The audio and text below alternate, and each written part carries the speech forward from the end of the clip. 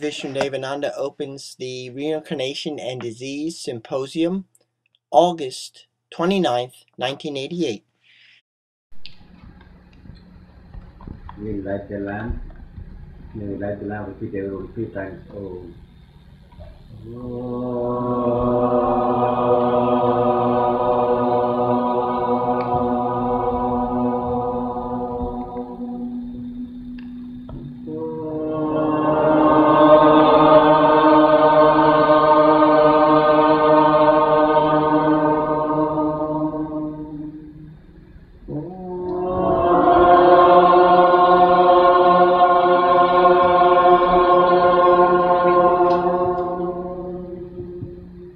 We'll start with the Vedic chanting to purify the atmosphere and purify the whole world and bring peace and happiness to all. ॐ गणानां त्वा गणपतिगुं हवामहे कविं कवीनामुपमश्रवस्तमं ज्येष्ठराजं ब्रह्मणां ब्रह्मणस्पद आनशृण्वन्नोतिभिस्सीदसादनम् प्रणो देवी सरस्वती वाजेभिर्वाजिनीवती धीनामवित्रयवतु गणेशाय नमः सरस्वत्यै नमः श्रीगुरुभ्यो नमः हरिः ओम् निगृष्टैरसमायुतैः कार्यैर्हरित्वमापन्नैः इन्द्रायाहि सहस्रयुग अग्निर्बिभ्राष्टिवसनः वायुस्वेदसिगद्रुकः संवत्सरो विषुवर्णैः नित्यास्तेऽनुचरास्तव सुब्रह्मण्योऽगुं सुब्रह्मण्योऽगुं सुब्रह्मण्यो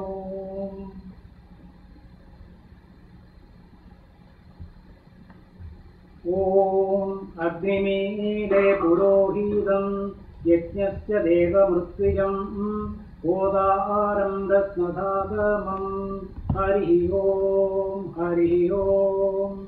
इषेत्वोजेत्वा वायवस्तोपायवस्तदेवो वत्सविदा प्राप्तयतु ज्येष्ठतमायुषन्नते हरिः ॐ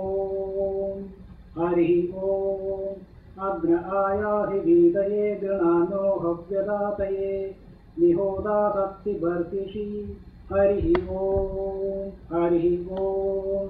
शं नो देवीरभिष्टय आपो भवन्तु पीतये शंयोरविश्रवन्तु नः हरिः ॐ अथारोदस्य पूर्णमासौ व्याख्यास्यामः प्रातरग्निहोत्रं भूत्वा अन्यमासवनीयं प्रणीय नगदस्ति अन्येन दधाति नगदश्रियोऽन्यमग्निं प्रणयति हरिः ॐ शं नो मित्रश्चं वरुणः शं नो भवत्वर्यमा शं न इन्द्रो बृहस्पतिः शं नो विष्णुरुक्रमः नमो ब्रह्मणे नमस्ते वायो त्वमेव प्रत्यक्षं ब्रह्मासि त्वामेव प्रत्यक्षं ब्रह्मावादिशं कृतमवादिशं सत्यमवादिशं तन्मामवतु तद्वक्तारमवतु अवतु माम् अवतु वक्तारम् ॐ शान्ति शान्ति शान्तिः सहना भवतु सहनौ भुनक्तु सह वीर्यं करवावहै तेजस्विनावधीतमस्तु मा विद्विषावहै ॐ शान्ति शान्ति शान्तिः संवत्सरमेतद्वृतं चरेत् द्यौवामासौ नियमस्समासेन तस्मिन्नियमविशेषाः ऋषवणमुदकोपस्पर्शिः चतुर्थकालपानभक्तः स्यात् अहरहर्वा भैक्षमस्मीयात् औदुम्बरीभिः समिद्युरग्निं परिशरेत् पुनर्मामैच्छिन्द्रियमित्येतेनानुवादेन उद्धृतपरिपूताभिरद्भिकार्यं कुर्वीता असञ्चयवान् अग्नये वायवे सूर्याय ब्रह्मणे प्रजापतये चन्द्रमसे नक्षत्रेभ्यः ऋतुभ्यः संवत्सराय वरुणायारुणायेति व्रतहोमाः प्रवर्ग्यवदादेशः अरुणाकाण्डऋषयः अरण्ये जीजीरन् भद्रं कर्णेभिरित्येजति त्वा महाम्नानि विरुतकग्गुं सद्गस्पर्श्य समाचारो दद्यात् शिवानक्षन्तमेत्योषधीरा लभते सुमृगेति भूमिम् एवमपवर्गे धेनुर्दक्षिणा खगं संवासश्च क्षौमम् अन्यद्वा शुक्लं यथा शक्तिवा एवद्गुस्वाध्यायधर्मेण अरण्ये जीजेद तपस्वी पुण्यो भवति तपस्वी पुण्यो भवति भद्रं कर्णेभिः शृणुयाम देवाः भद्रं पश्येमाक्षभिर्यजत्राः स्थिरैरङ्गैः स्तुष्टुवागुंसस्तनूभिः यशेम देवहितं यदायुः स्वस्ति न इन्द्रो वृद्धश्रवाः स्वस्ति नः पूषा विश्ववेदाः स्वस्ति नः साक्षो अरिष्टनेमिः स्वस्ति नो बृहस्पतिर्ददातु ॐ शान्ति शान्ति शान्तिः न तत्र सूर्यो भाति न चन्द्रतारकम् नेमाद्विद्युतो भान्ति उदेयमग्निः तमेव भान्तमनुभाति सर्वम् तस्य भासा सर्वमिदं विभाति पर्याप्य अनन्तरायाय सर्वस्तोमो विरात्र उत्तममहद्भवति सर्वस्याप्यै सर्वस्यदित्ये सर्वमेव तेन आप्नोति सर्वं जयति आर्द्रं ज्वलति ज्योतिरहमस्मि ज्योतिर्ज्वलति ब्रह्माहमस्मि योऽहमस्मि ब्रह्माहमस्मि अहमस्मि ब्रह्माहमस्मि अहमेवाहमां विहोमि स्वाहा सर्वेषां स्वस्तिर्भवतु सर्वेषां शान्तिर्भवतु सर्वेषां पूर्णं भवतु सर्वेषां मङ्गलं भवतु सर्वे भवन्तु सुखिनः सर्वे सन्तु निरामयाः सर्वे भद्राणि पश्यन्तु मा कश्चित् दुःखभाग् भवेत् हरिः ओम्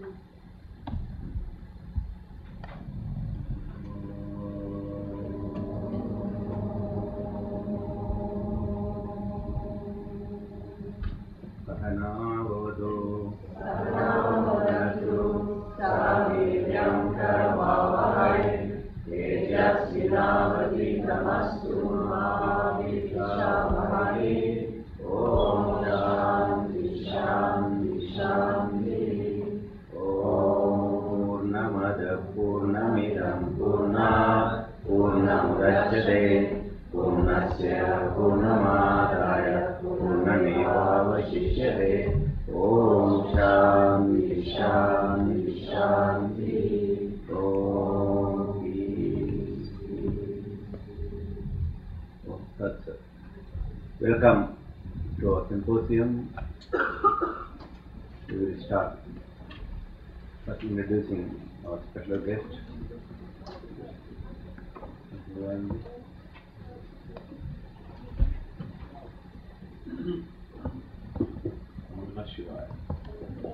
You here?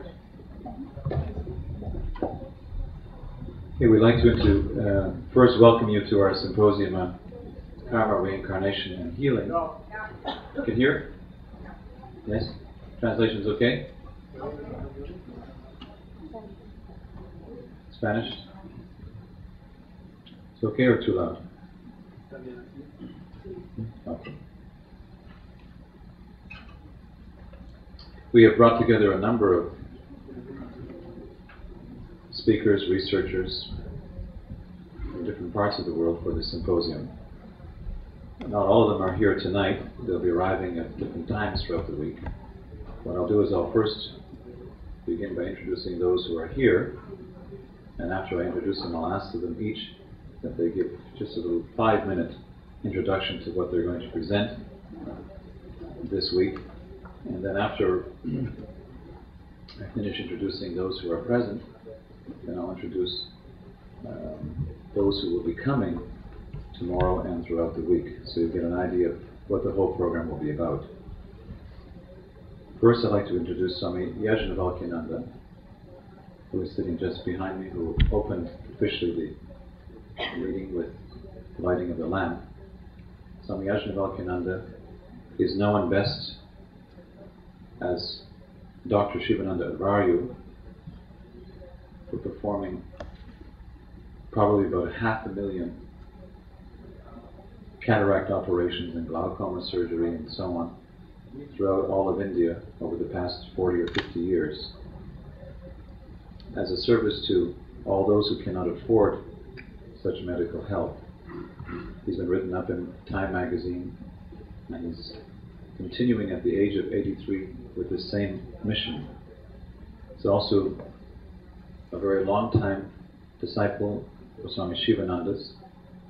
He was given the name Shivananda by Swami Shivananda, and he was told by him that he should continue with his selfless work as a surgeon, as an ophthalmologist, until his dying day. That is, he should continue until, even as he's operating, he should take his last breath. So he's here with us.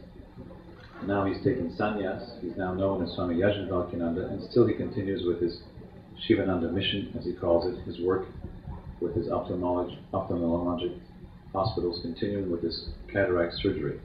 So let us give a warm welcome to Swami Vishnu-devananda.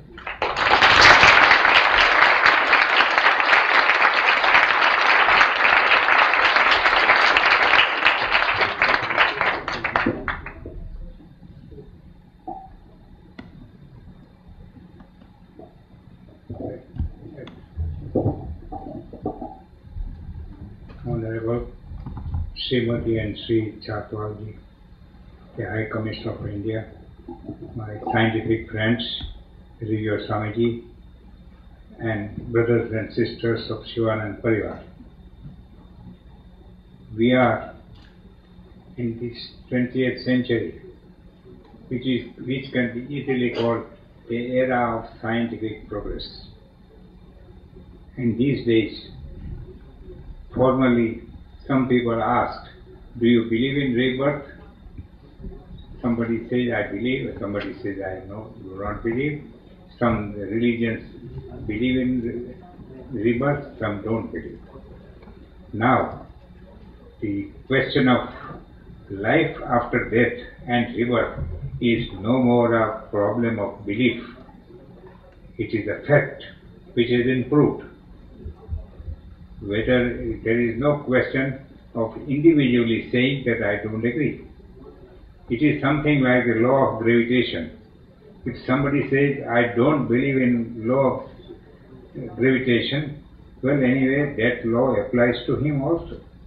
So, in these days, we of different calibers, different attitudes, different inclinations, if we think about it, you will say, why this is so? If we were as if casted in a machine, then we all should be equal. Age may differ, but temperament differs, capacity differs, everything differs, which means there must have been some life before we came on this plane. And this is up to now. Our religions used to teach us. So we were considering this as a belief. But now, as I told you, in the 20th century, we are living in the scientific era. The scientists, brothers are here, which will give you proof. I have also got some proofs or something with me, which you will discuss later on. But it is a fact. And mainly, greater part of the work done in last century by the Theosophical Society. But they went up to life beyond death. They never went further for rebirth. That is what is a fact. And this has been done by Reverend Lidbitter, one of the stalwarts of the Theosophical Society. But now we are putting this fact on the anvil of science, and within a week that you will hear these lectures, it will be confirming to the facts, and from the facts you can realize yourself that now this is no more a belief, but is a fact, and we should admit it. Then question arises, why to go into all these botherations? It will immediately say, no. This belief, when it becomes a scientific fact, is a lot of effect on our life on this plane. If we say we are not going to be born, then say eat, drink and enjoy. But Master sometimes used to tell everybody that make preparation, better preparation for the next life. Well, that's all these blessings, but now it is of the annual of time reference, and within a week you will certainly see and realize yourself that this fact is a scientific fact, and please attend to it very seriously.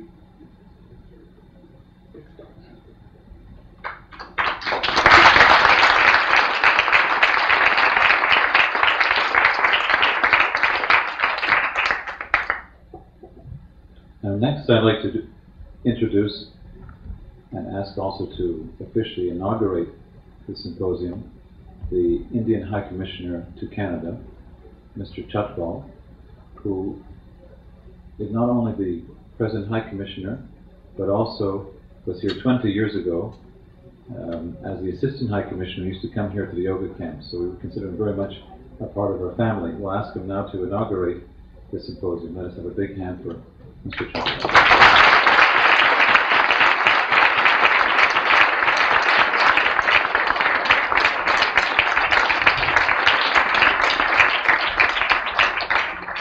And of course, Mrs. Chatwal.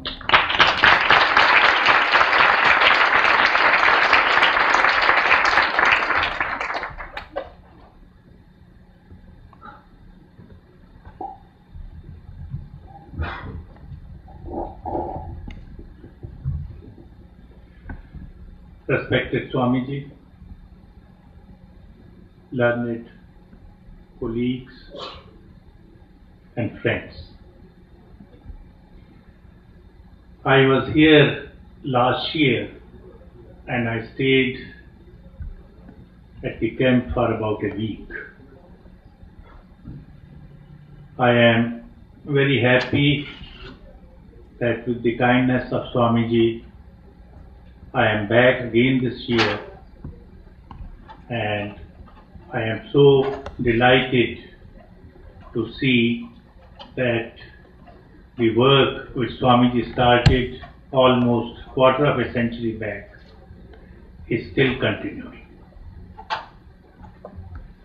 All these people that you find sitting on the stage, they are religious, pious, or very learned people.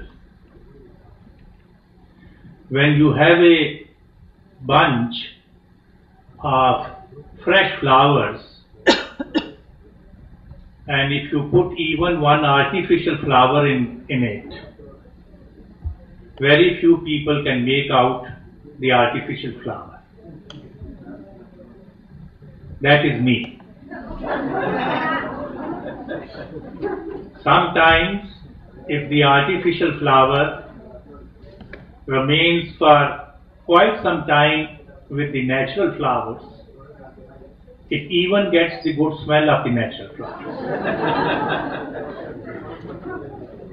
So, these people who are surrounding me, they are the real natural flowers, and I happen to be an intruder and an artificial flower who can sit with them. I don't know very much about reincarnation and healing, but I remember a very interesting story in the beginning of my career. About 34 years ago, I was posted on my first regular job in Delhi. I had a person working with me who had very little interest in the work.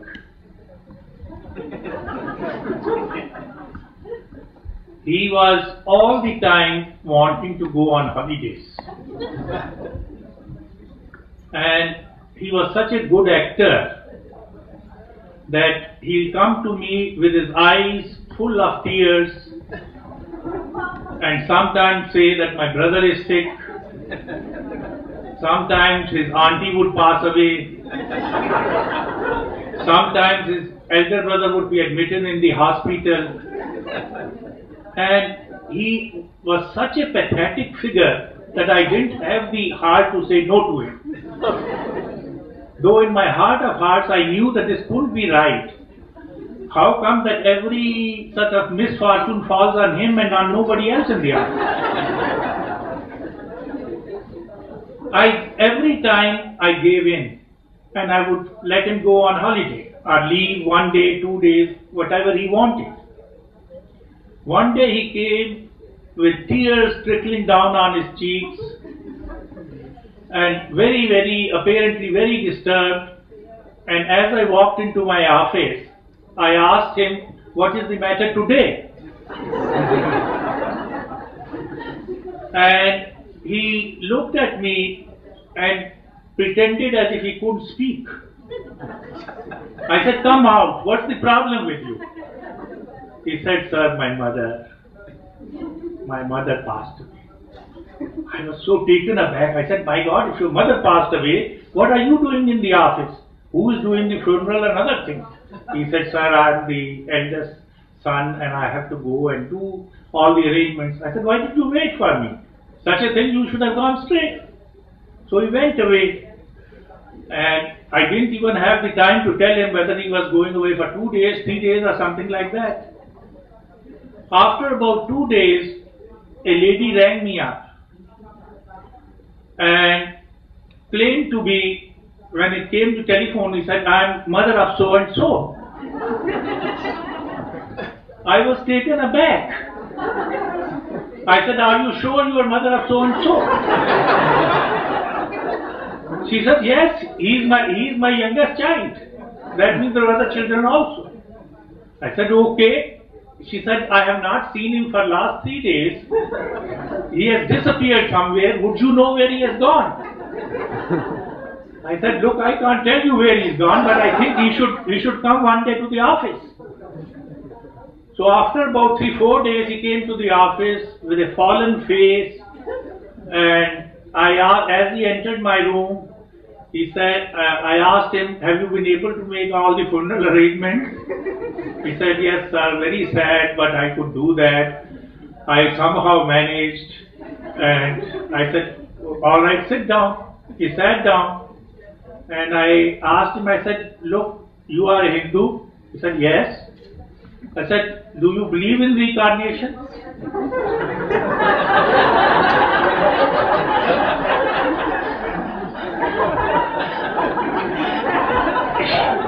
He said, "Sir, like any good Hindu, I believe in reincarnation." I said, your belief has come true because your mother has reincarnated. And she rang me up yesterday.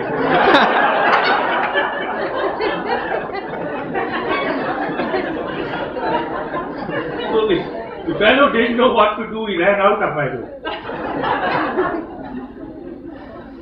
Well, as I said, my knowledge of reincarnation is very limited and much less of the healing. My daughter has been reading a book recently which says time is an illusion. And whenever I see the title of that book and think of illusion, I always remember the great teacher Shankaracharya and the great exponent of the philosophy of Maya. That is, everything, if nothing exists, everything is an illusion. They say that once Shankaracharya was addressing a meeting out in the open, in the countryside, and he was explaining to people that everything is just an illusion, Maya. It's an illusion, so is your pain, so is your suffering, so is your pleasure, so are your possessions. everything is illusion.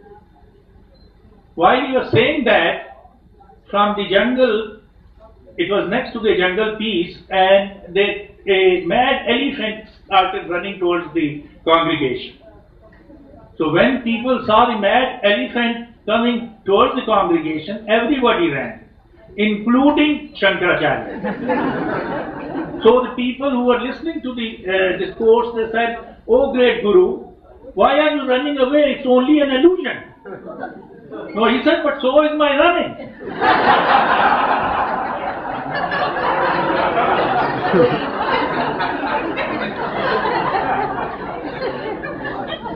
So ladies and gentlemen, I am very happy to be here again. This is one place where I feel very peaceful, and I am so happy that so many learned people are here today to talk on the subject of reincarnation and healing, and I would be all ears because I very much want to learn and to know more about it. Thank you very much.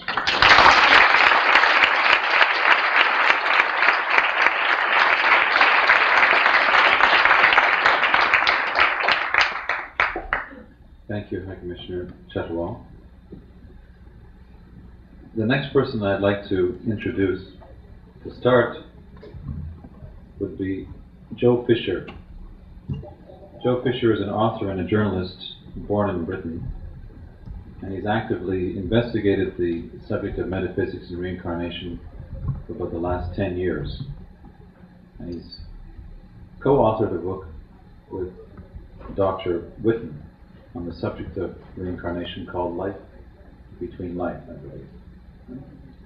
So I'd like to introduce Joe Fisher. He's now Canadian, the last few years coming from Ottawa, and he will be here for the whole week and he'll be presenting later on during the week. Let's have a big round of applause for him.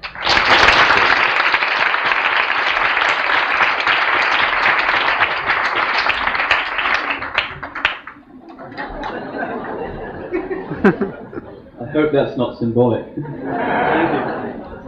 Well, first of all, I'd like to say I think the Indian High Commissioner should have a job as a stand-up comic. I think it's magnificent. I'd like to say that I feel wonderful to be here, very thrilled to be here. I know very little about your organisation. In fact, I only walked through the doors maybe 2 hours ago after a long drive from Southern Ontario. But I'm very thrilled to be here. I'm looking forward to finding out a lot more about the camp and about the work that goes on. And I'd just like to tell you that towards the end of the week I'll be speaking about reincarnation, about the evidence for reincarnation. Ancient belief and modern evidence is the title I have. And I should first say that for many years I worked as a journalist and had no interest in reincarnation, had no interest in karma or of anything of a metaphysical nature, although my mother is a very good psychic.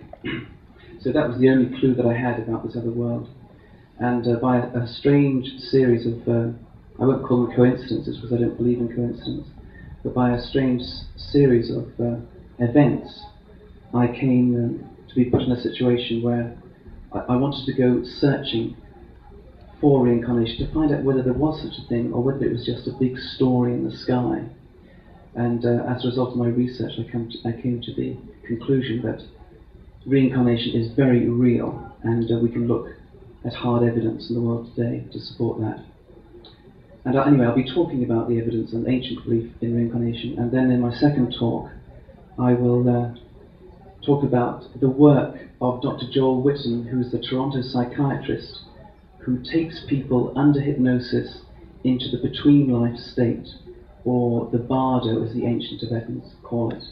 They go there under hypnosis and they recount to him in trance what this other world is like.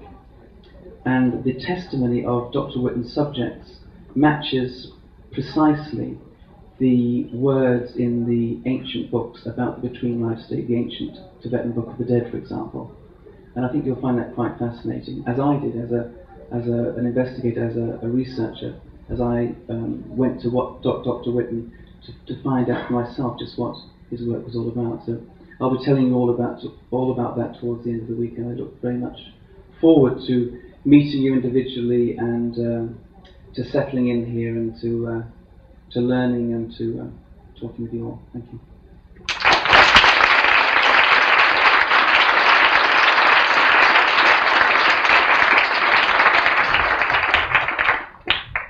Thank you, Joe. Our next guest is Dr. Bernard Grad, who is a longtime friend of the Sivananda family. He is a retired professor now of biochemistry at McGill University, and he's done an enormous amount of research in the field of parapsychology, paraphysics over the years. He did experiments with healing, using a healer over the years, and conclusively showed the effect of healing hands on mice and on barley sprouts and so on. So many experiments he did.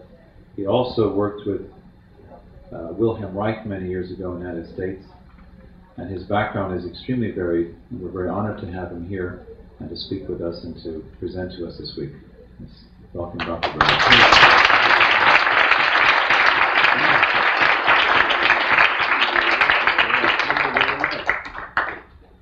Well, thank you very much for the very warm welcome you have just given me, and which we had received from the moment we stepped on the in the camp, and which we had always received in years past from the Swami and from everyone. Certainly, are very grateful for all this kind attention. Now, I want to tell you that my basic orientation is that of a scientist. I was trained as a biologist. I have a PhD in biology. I worked for 36 years at McGill University, first as a research assistant and ending up as an associate professor. I retired recently. And the reason I'm saying all that is because I have worked for many years with people, so-called people who are claimed to be healers, and my own opinion, simple as it is that it's a reality. There's no question about it in my mind that there are people who are able to influence biological processes in a way that I think we can understand, at least partially. I don't think we're at the situation anymore where people can say that these energies are too subtle to be measured. That's not true. They can be measured, they can be studied, they can be investigated. The problem has been so long that a lot of this has been, I would say, mystified. In other words, it has been given names such as spiritual healing, faith healing, psychic healing, paranormal healing, names which in themselves tend to act as blocks to our looking at it in an open-eyed, detached way. I do not deny by any means that there is a spiritual component and a spiritual reality. But at the same time, healing is a kind of phenomenon that I think stands as a possible bridge between science and religion. I think it can really do something to close the gap which has existed so long between those two points of view. The ideal way in making an introduction like this would be to tell you a funny story so that I could leave you laughing, but I feel the story has to have some relationship to what I'm saying. I say that the spiritual is extremely important, please believe me, but there are times, especially in relation to this thing, that if you do not focus enough scientifically, you can go over the cliff. Now let me tell you a story and finish the story by telling you the story. Once there was a young man who went hiking through Europe, And having gone through England and France, he finally landed in Spain and decided to spend the night at a nunnery. In the morning he woke up and he walked out after breakfast and was on his way when he saw there was a donkey on the grounds. So he thought it would be a great idea if he would buy the donkey and use the donkey to ride him all over Europe because he's getting a little weary. So he went to the Mother Superior and she agreed to sell him the donkey. He went back, got on the donkey and said, "Gedap," and the donkey wouldn't go. And he said, "Gedap," and it wouldn't go, and he whacked it and it wouldn't go. Finally he got off, went back to the Mother Superior and said, "What kind of donkey did you sell me? This donkey won't go." So she says, "Oh, I forgot to tell you, but this donkey was raised in this area. So he won't go if you say Gedap. You got to say thank God. So, and if you want him to stop, you say Amen." So he got on the donkey and said thank God. And the donkey went. And they went quietly down the road for a while, but after going for about an hour or two, he got a little bored with that, so he thought he'd make it go faster, and he said, "Thank God, thank God." And it started going faster. Then he wanted to go real fast. He said, "Thank God, thank God, thank God." And it started running very, very fast.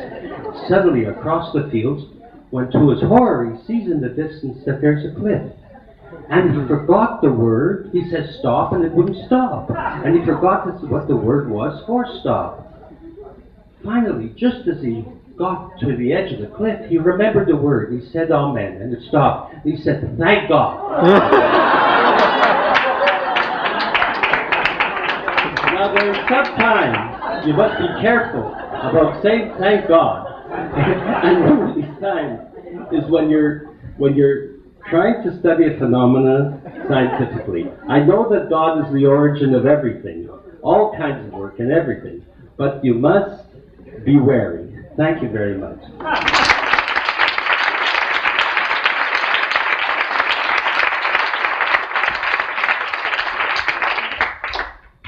Thank you, Bernie. Our next speaker and scientist is Dr. Shankar Narayan.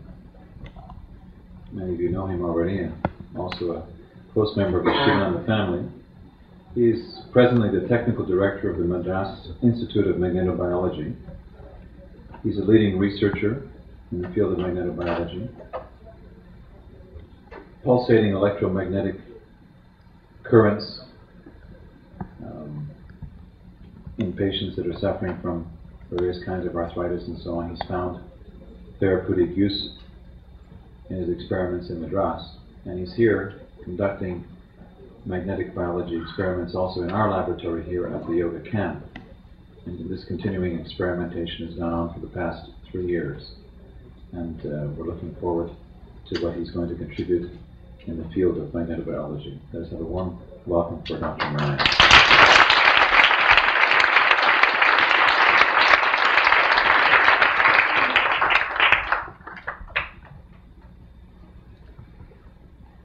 Thank you. I come from Madras, India, and I am like Dr. Bernard Grab, a retired scientist. But during my scientific career, there was hardly any subject that I hadn't touched. This was the little evil that I did. I started my career during the last war, that is 1944, with meteorology, the subject of atmosphere. Then I went down to physics of ionosphere. Then I went on to solar physics. From there I came down to earth physics. Then I came down in speciality to Earth's magnetism. And from there I was lifted to space magnetism. So I spent approximately 30 years doing space magnetism and Earth's magnetism. So the bug wouldn't leave me. So when finally the government of India decided to retire me, I couldn't resist the temptation. I started my own institute. So at this institute, I have started a new line of work comparatively unknown in the world. Definitely in my part of Asia, it was totally unknown. Even to this day, it is unknown.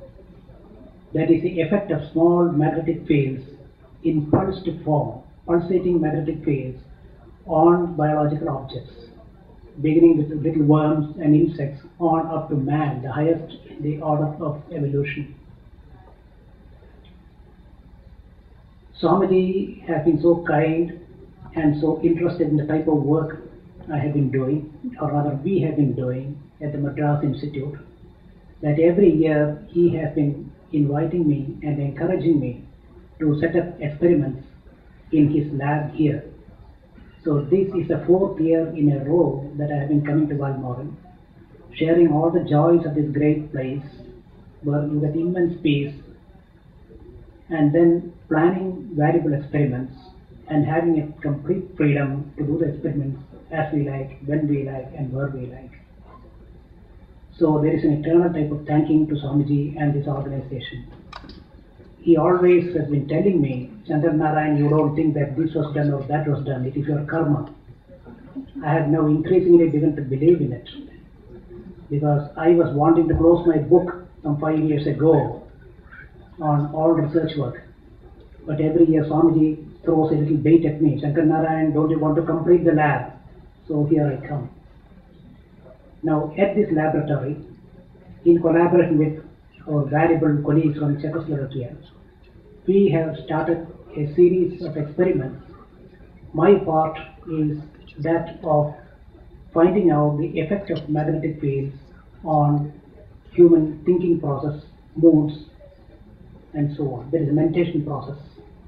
This is a very ambitious subject, and I have barely taken a bite of this subject. I will be talking on 2 little themes during the coming week. I think it is on Wednesday the 3rd. In the morning I will be talking on magnetic healing. That is what we have been doing essentially, which is now being practiced at a few places around the world, mostly in Europe, magnetic healing. The same day afternoon, I am scheduled to talk on a subject of my own fancy, that is the hybrid subject, consciousness levels or altered states of consciousness and their implication with magnetic fields or interaction with magnetic fields. This is a subject where no one has yet tried, because it's just a groping about in the dark. It is what you might call the grey area of understanding, and in dimly lit alleys. There is nothing to go by as a guideline, so whatever you do, you have to start from the scratch. Despite all these difficulties, I am hoping at this great lab here, I will be able to make a little dent, a small dent in this new subject in the coming few days or few months. Thank you.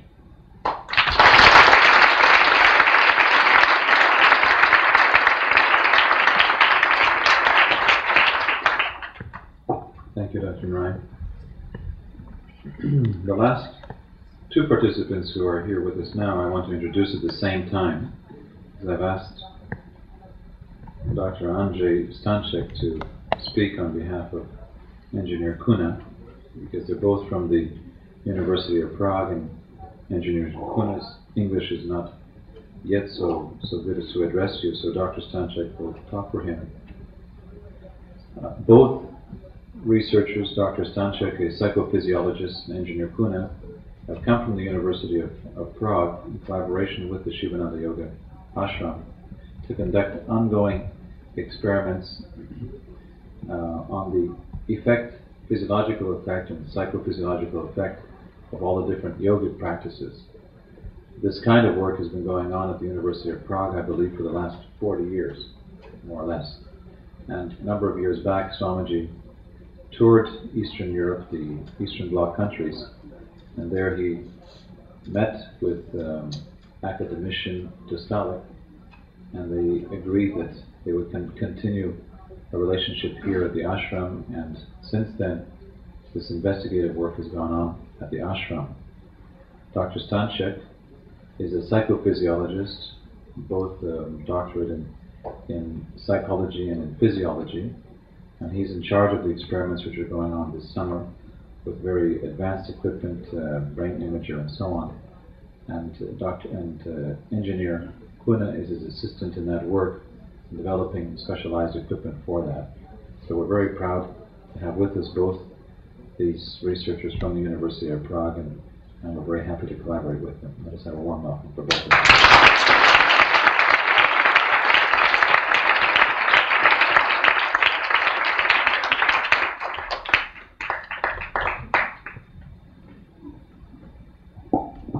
Dear Swamiji, dear friends, I don't know how to start because it's difficult to me to introduce myself as a speaker, because the work that will be presented is the work of many people who are not here and who gave probably more than we do.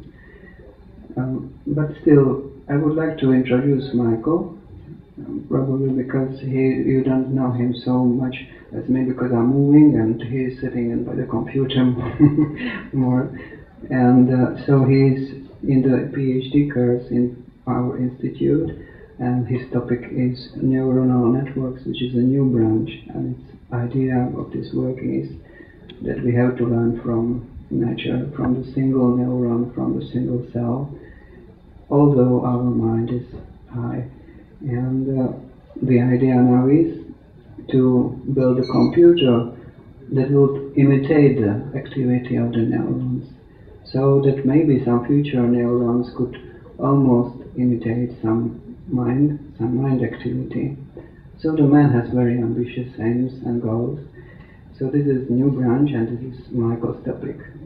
But instead of this, Michael is very, very ingenious engineer who, that I know, and he could do anything, and he helps us very much by arrangement of this laboratory, which is now developed for the second or third year practically, and in which we give much hope, because we believe that we are able and it's possible to make a nice work for benefit of yoga and humanity. Now, our talk will be about in 2 days, I think on Wednesday and Thursday, and it will be first about all work which was done here in the Ashram's laboratory, about the Kavadi ceremony, which was outstanding phenomenon, and which was never before systematically or scientifically investigated. And we bring some results that were with very great work and effort taken by Dr. Lepichowska and Engineer Makwiczka 2 years ago. And then in the same day we would like to speak about their work last year with Anuloma Viloma, a pranayama exercise, and their effects of one of the main components of this exercise which are the bandhas associated with Kumbhakas, certainly. So their work will be presented on Wednesday evening, and on the next day we would like to speak about our work as well, because the same people are working in Prague and here, although they are changing because we are not allowed every of one to come because someone has to stay also in Prague, and therefore the other day will be also our mutual or cooperative work presented. This will be in 3 parts. First will be about nostril dominance, about the influence of left and right nostril breathing and its effect upon electroencephalogram, breathing movements, heart rhythm, etc. And the other part of this lecture will be about one very strange phenomenon. Sometimes, although the science is very dry, sometimes it offers a nice experiences or encountering of very strange phenomena, and about this I would like to speak on the Thursday.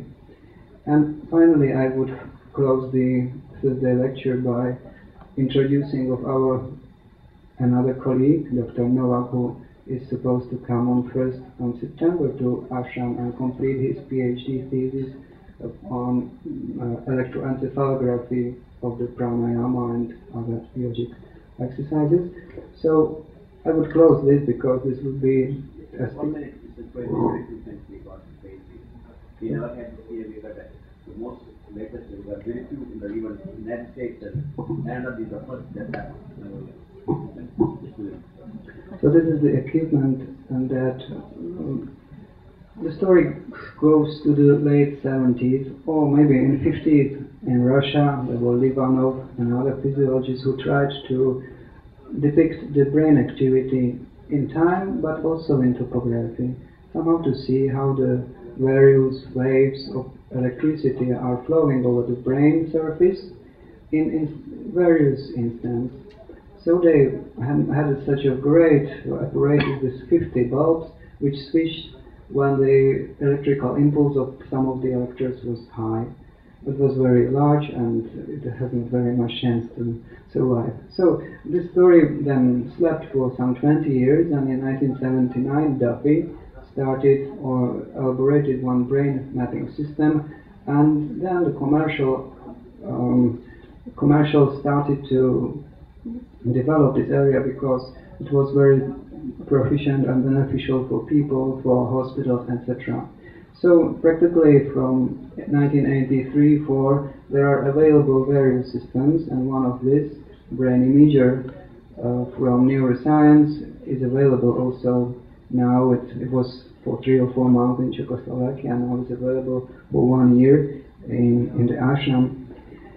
Its main idea is to take a large amount of EEG leads, 28 electrodes on the scalp, and to select them or to take them every, I think, 7 milliseconds.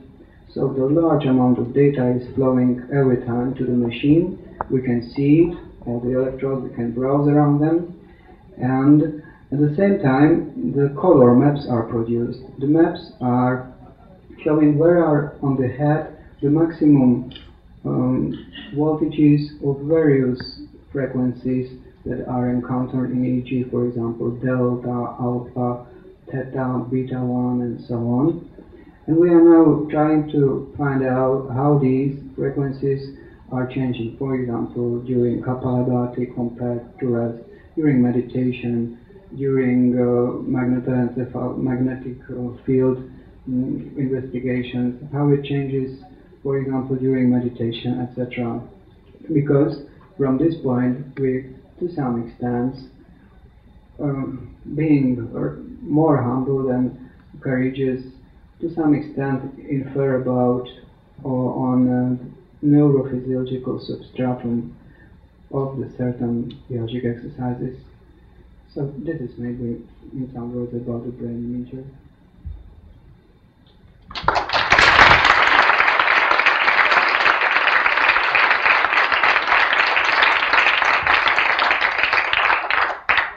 Thank you, Dr. Stanchek. Now, as I said, there are many speakers that have not arrived yet. We're waiting expectantly for Dr. Stevenson, and he comes at the end of the week on the 5th and the 6th of presenting. Dr. Stevenson, as many of you know, is a leading researcher in the field of reincarnation. He's really made reincarnation, the idea of it, respectable in the West. He's written many books. His series of works entitled The Reincarnation Type are now classics in the literature of reincarnation research. He's investigated about 2,000 cases of children claiming to have memories of their previous lives, documented it very seriously. And he'll be here on Saturday and Sunday to give a little bit of summary of his work, and also he has promised to show a series of slides which are taken from a book that he's now preparing to publish, in which he shows that people are born with marks that coincide with their previous birth. What he has is that people who are violently killed will carry the birthmark which corresponds to the mortal wound in the previous birth. He has slides to prove this. Slides of the birthmarks at birth, and slides showing in autopsy photographs the actual mortal wound in the previous birth. They correspond. So he'll be not only presenting a summary of his work, but also the material for his most recent book. This will take place at the end of the week on the 5th and the 6th. Also, we have coming tomorrow afternoon, and we will be talking tomorrow night, Dr. Morris Netherton. He's a Los Angeles-based psychotherapist who has worked on past life regression therapy for many years.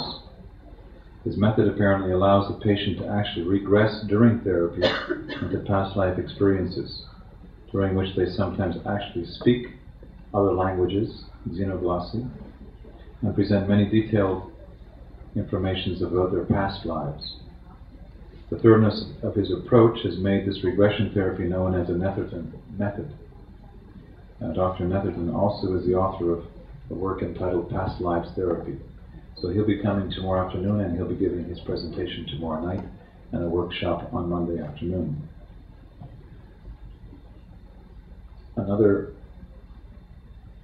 researcher who is coming is Dr. John Zimmerman, also very provocative in his research. He is the founder of the Bioelectromagnetics Institute, and he will offer substantial evidence and measurements, data, of magnetic fields around the hands of healers. Dr. Brad was talking with us at dinner about this kind of special research that he's done, which he considers an extension of his own work, in which he places a certain instrument at the hand of the healer near it as the healing is taking place. So he'll be speaking on that subject. And also he's made extensive research on the electromagnetic envelope, or aura, which surrounds each of us. He'll be presenting on Tuesday evening and giving a workshop on Wednesday afternoon. Along with all the scientists and researchers, we also have a number of musicians which will be entertaining us in the evening. Sachdev, a master of the bamboo flute, will be performing on Wednesday night. Shambhudas, famous Indian sitar musician who is a disciple of Ravi Shankar's, will be giving us a sitar concert at the end of the week. And Ramdev Pandit, renowned sarod player from India, will be giving us a concert tomorrow night after Dr. Netherton's presentation. Also, we have with us Galina Heifetz, a Russian emigre who's now living in New York, world-famous solo violinist. She's just warming up right now. Actually, she'll be giving us a little bit of a taste of her musical talent after we finish with the ceremony this evening. So she'll also be giving us some violin concerts throughout the week. So that's just a little bit of an introduction to the programs which will be coming throughout the week. So we hope you can all stay for the whole week. TTCs, you know, you're all invited. No matter what your situation, stay as long as you can. I think that's all the people that we have, Swamiji. So now we're going to start Swamiji's presentation, and before we begin that, we have a little video segment that we'd like to show you to kick off the talk on karma and disease. So if the staff can bring up the TV, we'll start with that. So what we are going to say in the future on the present symposium, I'll kick off with a theory. And that theory is man is definitely evolved from animal, or even still from the fish. The fish story I'm going to talk. Some of you already know. It's only 5 minutes. Put it all the way back so that I can put it better. From this we can really clearly see definitely we evolved. Okay. Maybe you cannot see. Bring the chair from there very clearly. Okay. That way. You push a little more back. So put there. See it more back. Maybe a high commissioner can come in from you move out, bring a high commissioner. That's it, don't go too back. That's it. You bring a chair of high commissioner, that's it. It will come forward. Get chair. You work on me. So when you also move out. So put the chair. Just 5 minutes. See near the chair. It's both the chairs. By watching this 5-minute segment, you understand definitely something between life and reincarnation.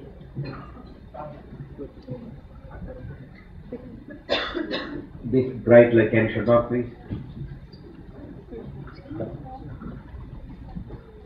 Please turn on this light. Okay, thank you. And now side by bright light. No, not that light.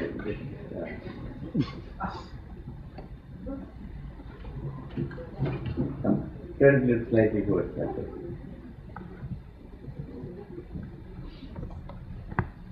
What's that? Not towards me. Come on, okay, that's enough. Do that.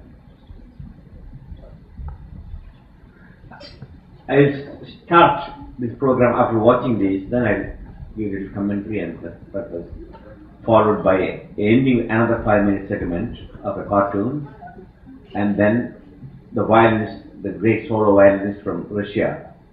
She has performed in the Carnegie Hall and many other places, and he'll give a concert of violin at today's ending program.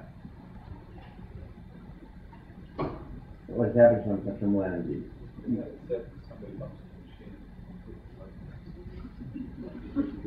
Okay, you better do that. You may not know, you know.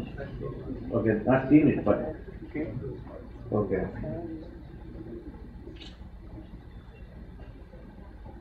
This is not the right thing for me. Why are you doing this everything?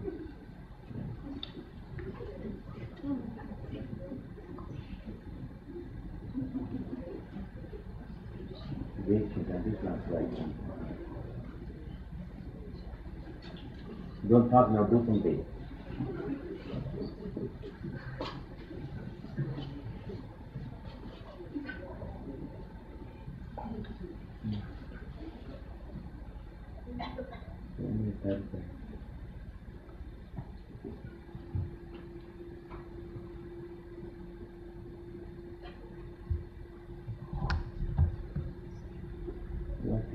Now, definitely, what High Commissioner Chatwal said is exactly, you can see in the fish story what we are going to, real fish story, not real artificial, real. What two fishes are doing underwater in their habitat under the sea.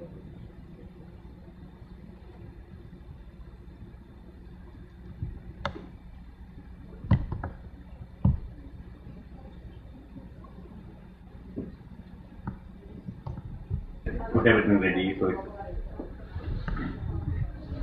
So here shows they had to give me headache even at this time, and they are going to give every minute, doesn't matter where it is.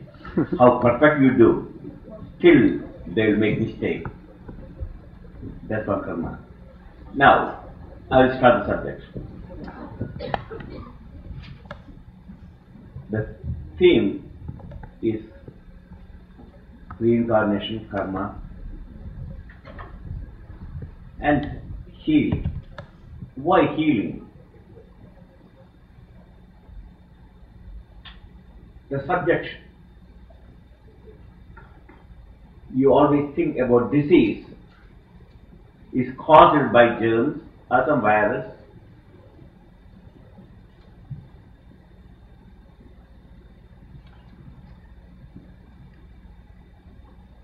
But we never knew, or at least ever thought, you can live a perfect life free from germs, virus, eating right food, doing asana, pranayama.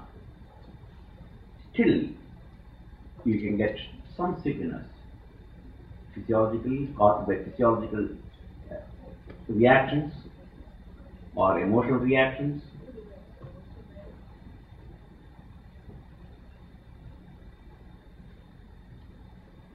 So there is a book written, a small book written by our Gurudev Swami Sivananda, based on the Hindu philosophy of karma and disease.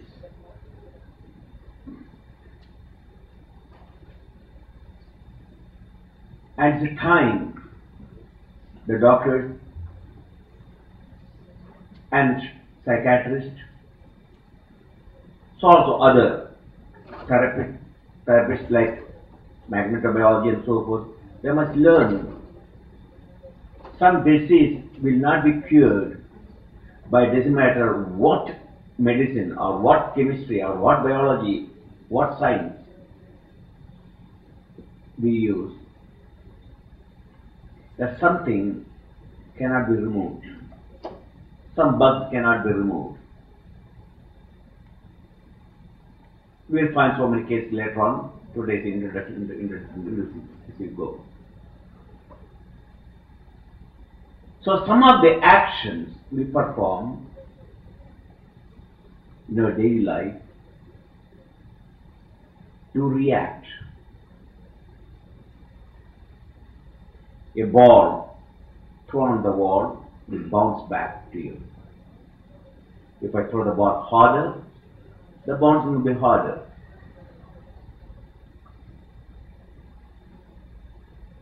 The law of the physics, every action has got equal and opposite reaction.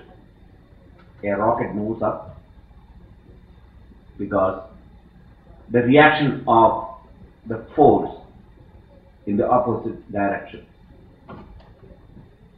Rocket has to go up and the reaction should be opposite direction. So if there are 5 pounds thrust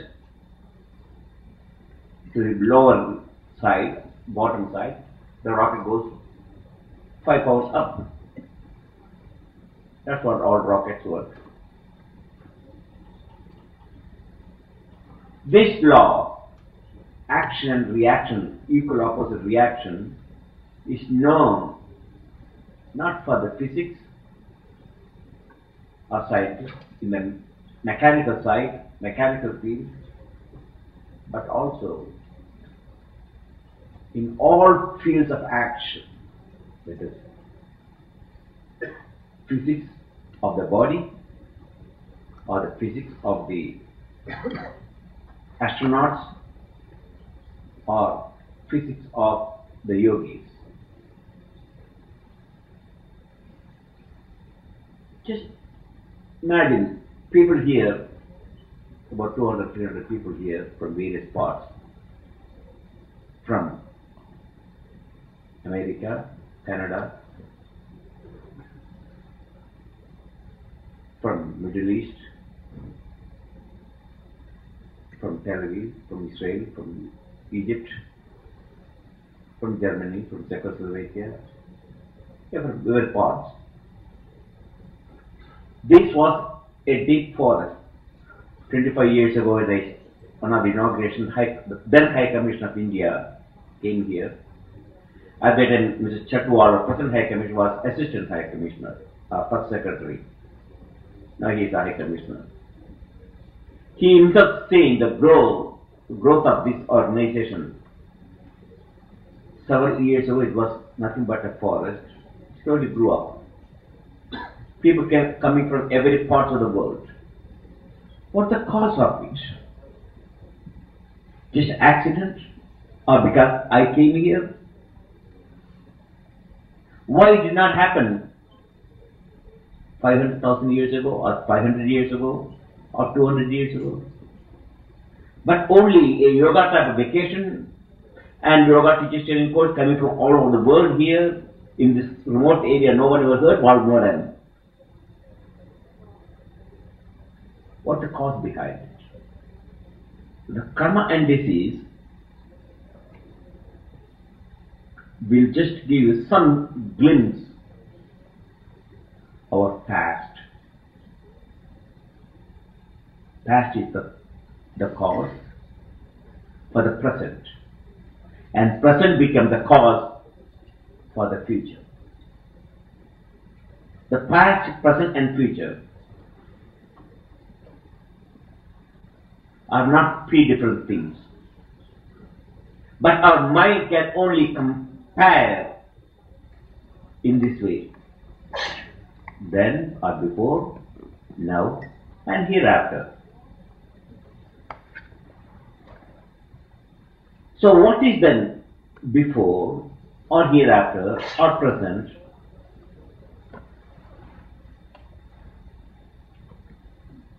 So the present, I am sitting on this throne,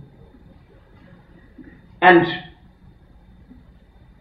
few years ago, 30 years ago when I came here first time, all this was a virgin forest. Virgin, literally. The very yoga hall. I must have cut the trees. This lodge, there was nothing but forest. Where the Ganesha Kutir, where Hakka Mission is staying, is also was forest. Only all this was forest. First became like a city. So before it was forest, now it is a yoga camp and yoga hall, and scientists from Czechoslovakia and other places are here. In the future, what is going to be? That's depending upon what we are doing now. The cause of the tree is the seed, and cause of the seed is the tree.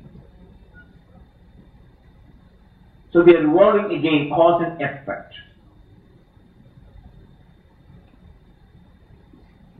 Karma and disease are like a seed and the tree.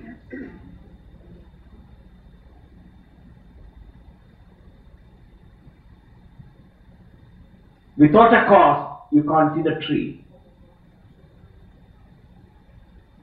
None of the seed, some of the seeds are so minute, but the effect is very big.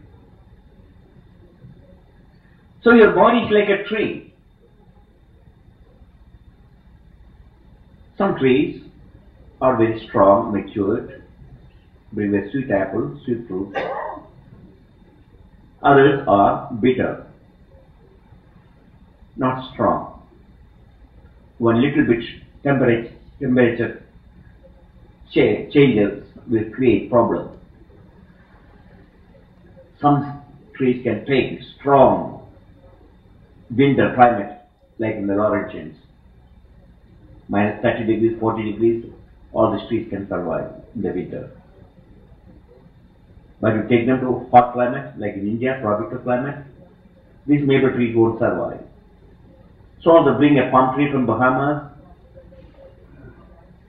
it won't survive, even the mildest summer. Mildest in summer is very severe for them. So also, we have different bodies, different culture, born some in royal family, some born in Bangladesh, in Sudan, in Ethiopia, Biafra, some born in big palace, others on farm, some become high commissioner, some become never come out of that small clerical job. They start clerical job, end as a clerk. It is off breath. Some are born beggars and living only as begging only the knowledge he knows. He vegetates his life just like animals. Others spend hours and hours in the laboratory, like our Dr. Andre. He never sleeps. In fact, our engineer, Michael, our present engineer, he never sleeps. He has 8 hours, 12 hours, 14 hours spent in the lab. He's a creative engineer. He wants to learn. Spends hours and hours in the lab. Others just spend hours and hours in playing cards. What's the difference? What's the cause of these? There must be some cause. Why one baby is born with silver spoon in the mouth or gold spoon? Other one won't be born with a drug addicted family, with drug problems from the very beginning. These babies are born with the drug problem because of parents taking the drugs. And they cry. There must be cause. The cause might be then the creator, the God. The God is that type of man who just creates some babies to be born in broken, drug addicted family, some babies to be born in Buckingham Palace, and other babies become born with AIDS. Even their parents do not want to go near them. Many babies have AIDS. About America itself, about 500,000 babies have AIDS, and they got no home. They don't know what normal life is. Who is the cause for it? Oh yes, germs and viruses, something is there. But yoga goes one step further. There is a cause for it. Why a baby not done anything wrong, they get sickness not because of their fault. That's because they done something wrong in the past. Past means when? Before they're born. Or can they do action before they're born? That means past. Past means you have infinite past. Past did not start in certain time. We do not know when the past started.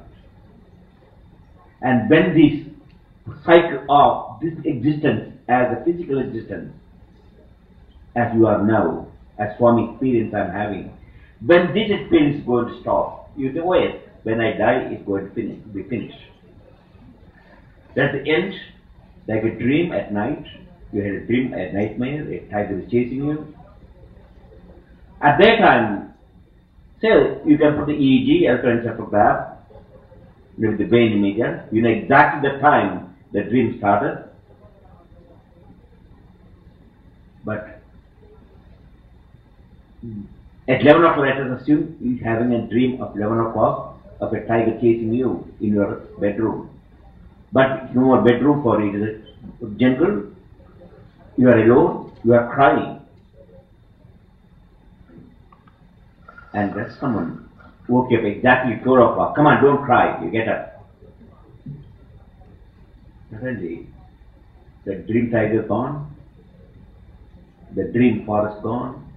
Your fear, emotional fear gone. Created by the dream tiger. Oh, I am in my bed, comfortable.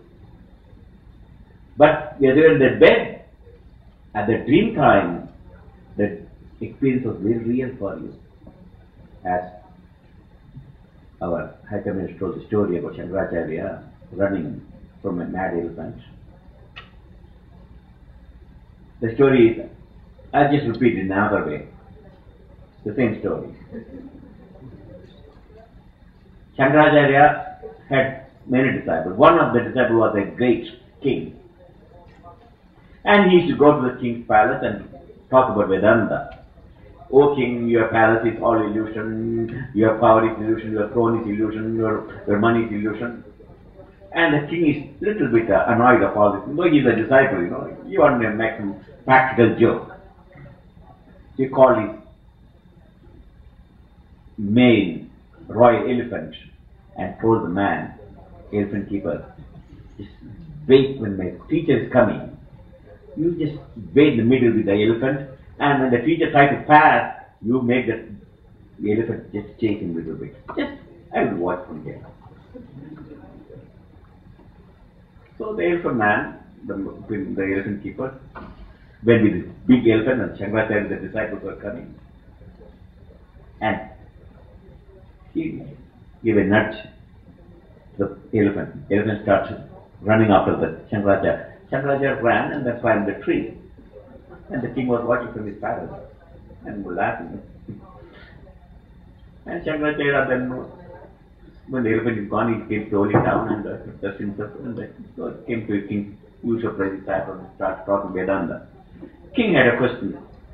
My teacher, tell me, you said my kingdom is illusion, my throne is illusion, my money is illusion, my crown is illusion. But what happened to the elephant who chased you? And I saw you were climbing the tree.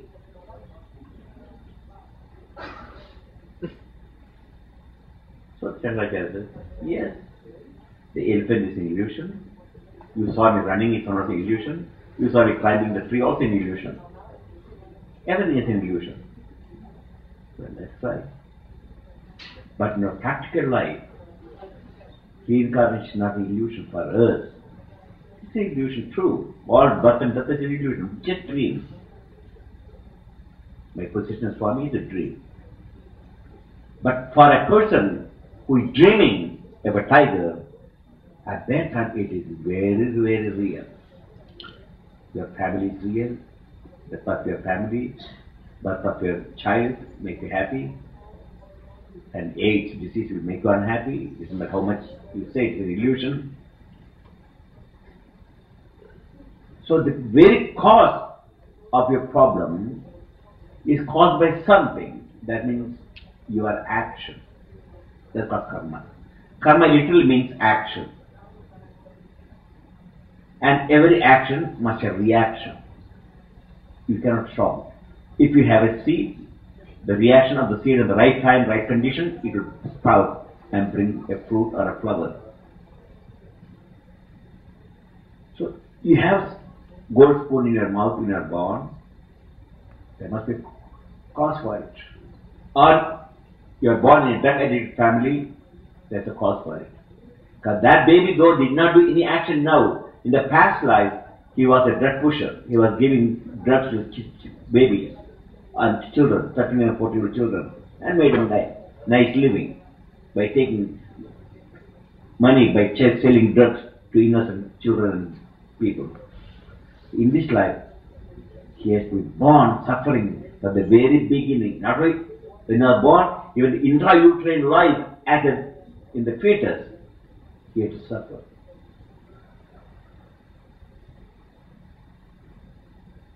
So that is not just an accident. And nobody can do anything about it until the karma is exhausted. Karma means the reaction.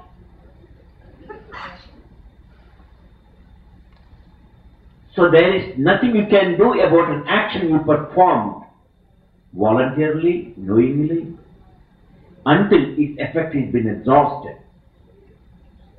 Like a bow, you can shoot the bow, and once the arrow is gone from your bow, you can stop it. Arrow, stop it in the middle. That arrow's energy, which you created by pulling, and that arrow will go on and reach its target where it's been directed. In the middle of the cold, the arrow, don't go that way, go this way, go that way. You have no control. Same with the karma too. When you perform an action which is only in the thought, you did not perform, it's just the arrow in the bow. And it's ready charged. And it will go any direction as you aim.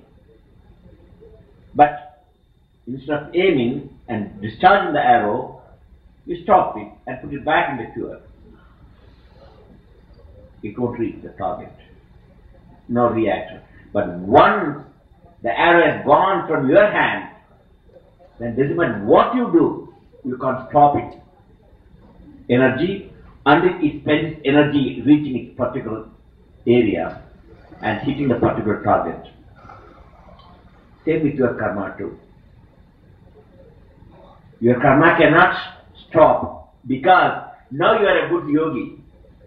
That's true. Dharma, Swami. I did not steal anything in my life, I think so. Maybe minor thing, God knows. I have not done much life. I do not know. But anyhow, I think so, God. If I don't, I must have told one or two lies maybe.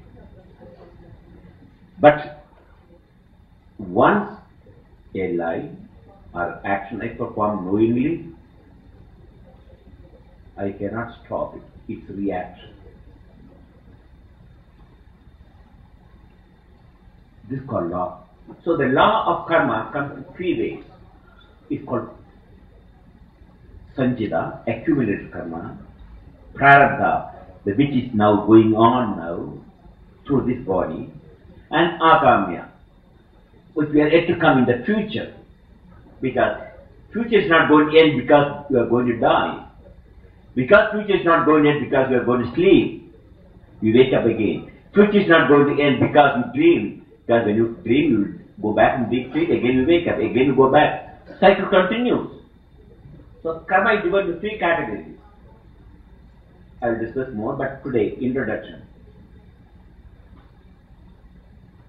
The arrow in the quiver is the accumulated karma. There are about 20 arrows.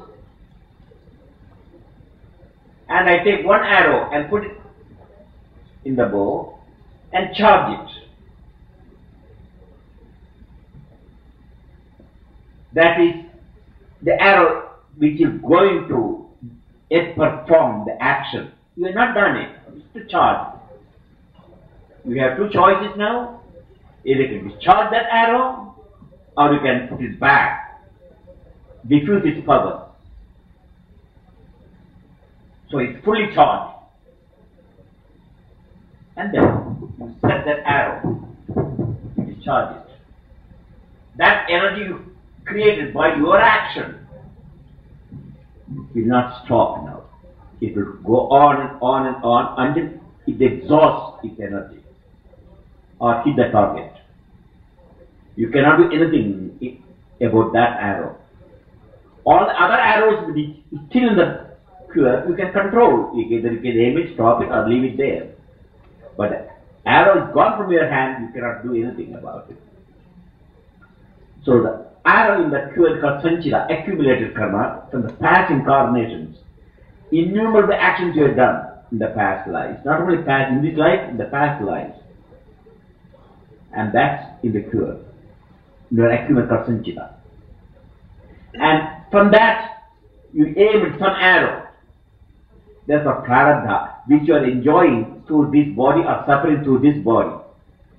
Whether you are a Jesus or Moses or Muhammad or Buddha or incarnate like Sivananda, Ramana Maharshi, Arvind Ghosh, Vivekananda, you name it, any Jesus, name anybody, they suffer. No one is exempt from any suffering. How great you are, how holy you are, how wonderful he is. But if they are suffering, like Jesus went to the cross, Swami Shivananda was attacked by his disciple with an axe.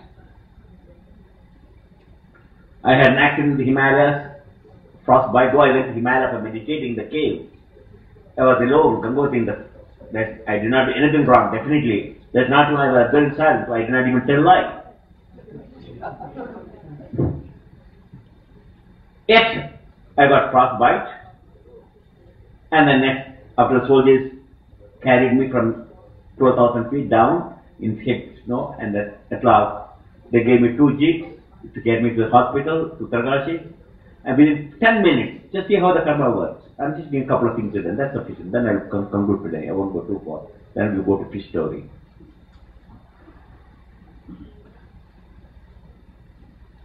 I did not go for frostbite from here to Laurentian Mountains. I went to Himalayan mountain and I got a cave. I settled there. We had little food and I had to break ice to get water.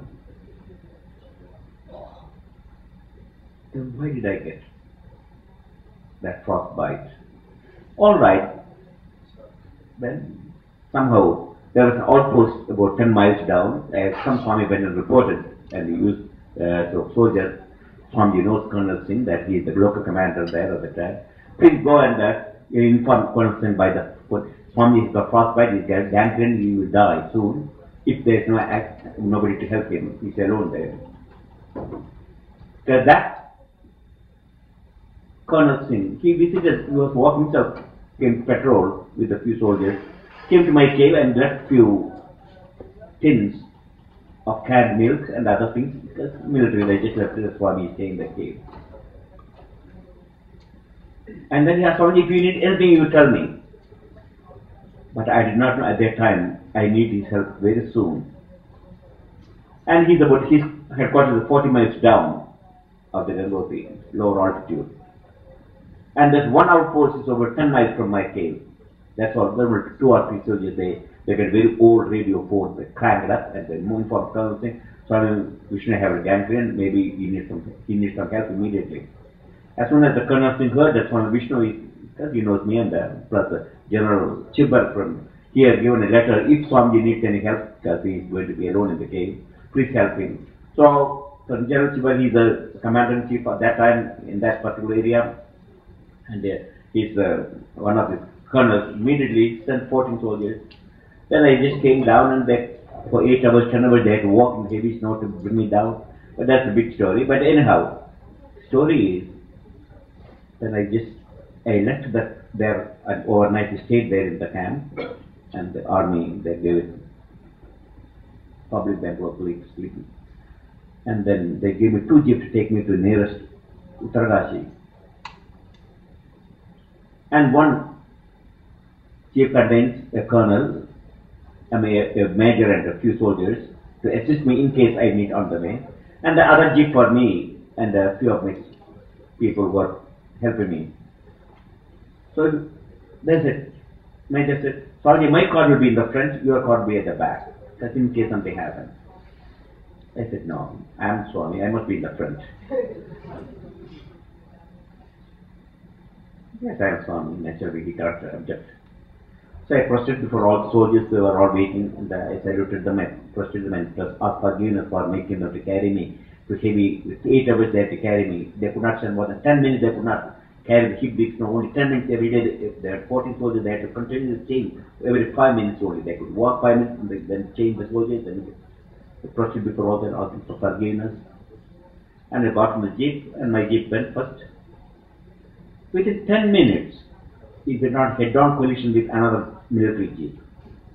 And there was 1,000 feet deep, but the snowbank helped. Otherwise, the whole jeep after the accident would have gone deep into, I will never come out. Anyhow, my head, in the previous accident I had, my head was injured, my knee was injured. In Bombay, I died. And the same thing happened the second time. The same knee again got in the dashboard, head went to the dashboard, and so forth.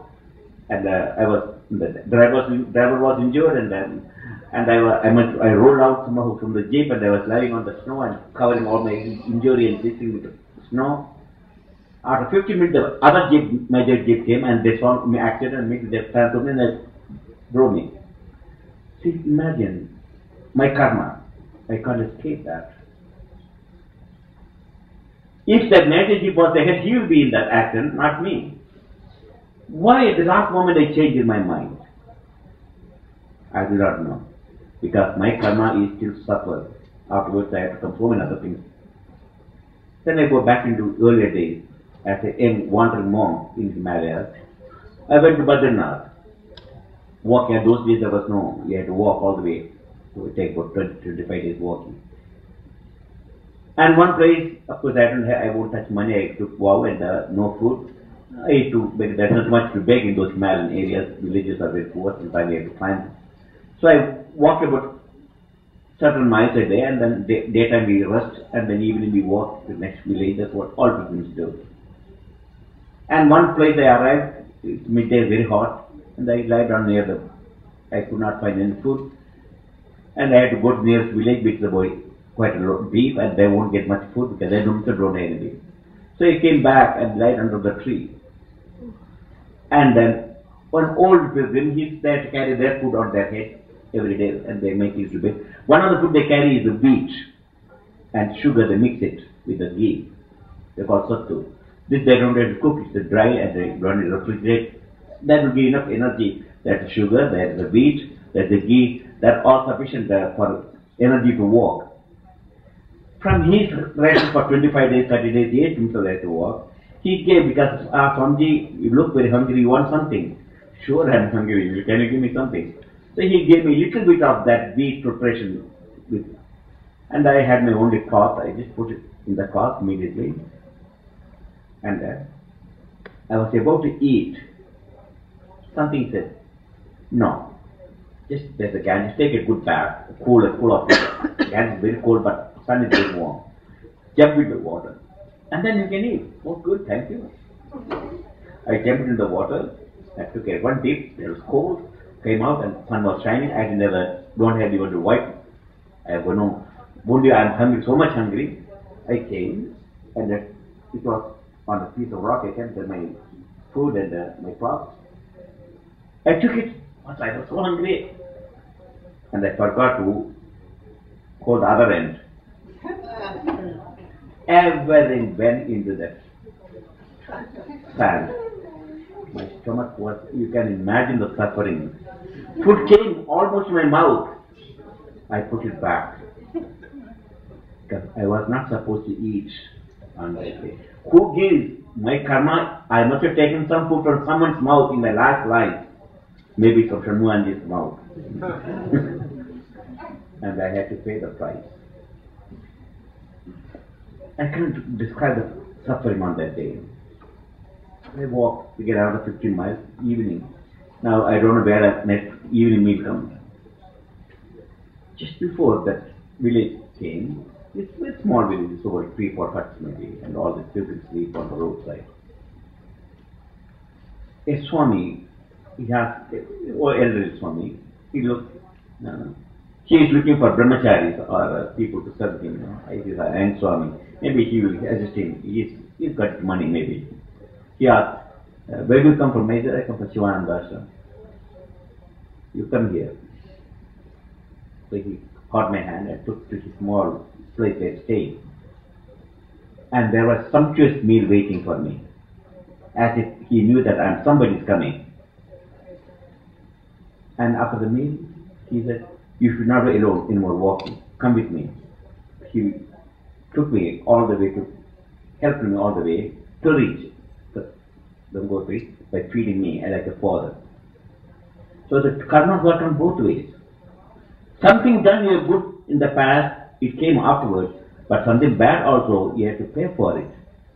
Because I bought $1,000 from you, and when the time came to return to you, no, I gave $10,000 to charity church, so I'm not going to give you your debt.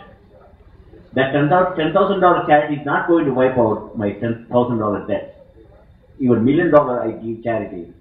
I have to give that debt, I have to clear. So whether in this particular called prarabdha or in this body, you have done many debts in the past, you can't stop that debt. How much good you are now, how much pranayams you do, how much you can be a doctor, you can be a dentist, you can be a millionaire, love forward views and so forth. But still, the suffering, what you have created, what you have done, you have to pay now. You have present money, present position, present education, nothing is going to help you. Because prarabdha, the arrow is going on, it is already shot. You can't stop it on the way. So if prarabdha is the body now, you have shot the arrow, you got a body. Whatever place you are born, the particular parents and particular education and particular position, this is not done now. It's done in the past. And the reaction is only you are getting now. It's called reaction, karma and destiny. Destiny is what action you have done, and that's what prarabdha. Then while we are enjoying and suffering with this body, we also do fresh karma. So new seeds. That will bring reaction in the future. And that will go into sanchita, in the accumulated. So the karma is never ending. You are as one karma you are finishing, you are creating more new karmas which will go as seeds, and that seed will again come up, again new bodies in the future, again. So reincarnation and karma always go together. And karma can be both good and bad. And according to nature you get disease. So if there is bad karma, so some disease caused not in this life, it's not because of your negative action now, it's caused in the past action, past life. And we will hear the stories, actual stories, how the children died and they are reincarnated. One small story, in real thing happened, it was published in Life magazine, long time ago. With that I will conclude. Then other things, this story will conclude. This is a Catholic couple. They had 2 children. and they were going to church. And one baby 7-year-old, another is old, 4 or 5 years old. And the father, mother, and the 2 children, they are walking to the church. And suddenly both the children, they ran across the street. The children's habit. Suddenly a car came and hit both the children, they were dead. You can imagine the suffering of the parents. I don't know how to describe. And after a year, the wife conceived. And one night she woke up when she was carrying the new babies. She woke up. You know, honey, our children who died, they are back in me. I saw them. Come on, that's an illusion, dream. You go to sleep. So, husband comforted, let us forget what else we pray for the children. No, honey, they are not dead, they are back in me. And then, literally at the time, she gave birth to twins. Well, the children were growing, and now they were 3 or 4 years old. And one day they were playing in the attic, and they found a box full of old toys of the previous dead children. And suddenly, one child took one toy, one doll, and they had named, this is my doll, this name she has already previously given. Oh, I know this is my doll, my child. And other child, hey, that's my doll, my child. They both repeated the name the previous dead children given. The parents overheard this, and they were talking. You remember how when we were running going to the church, we've been hit by the car and we died. Now here we can see our toys back again, and they were so happy and playing, and just exactly they did both of them played. They were playing, and the parents overheard the whole story. They waited, and when the children came down, they hugged them. We are not anymore. Both we are Catholics. We don't believe in reincarnation. But after this incident, we know definitely our children are back with us. We have no more grievance. The story the children were talking in the attic, we knew everything exactly they were doing in the previous life. They were talking, and we know the name they gave to their toys, their dolls, and exactly how did these children know? And they said, we are Catholics, we don't believe in reincarnation, but after this incident, we can't forget it. So these are some of the things we'll be investigating. And real scientifically, to make you understand, your yoga teacher training course did not start in this life. This yoga camp did not come because of me. All your karma brought this yoga camp. All this never happened in history, a lab like this existed for research work as we are doing. At that time I never knew Dr. Sekosarika, Dr. Veera, she was only 3 years old at that time, is going to come here and experiment on her own brain. We never even knew that such a machine ever existed. All this accident. I saw the magnetic light here when I first came. I knew, my God, this place we are going to buy. And I never knew that you are going to come. You are not, many of you are not even born, but I knew you are going to come here from the past. So the cause of coming here is not just because of a present action or present interest for the yoga. If you have no interest in the past, you won't be here. You will be sitting in the club mat and drinking champagne and barbecue or going to dance party. But you are not doing that. That's sufficient. Then we'll show you this story, just 2 minutes. How our life, cunningness, crookedness, stealing, lies, just like our Haikamishra mentioned. Even the fish, even that, their thought is just like ours.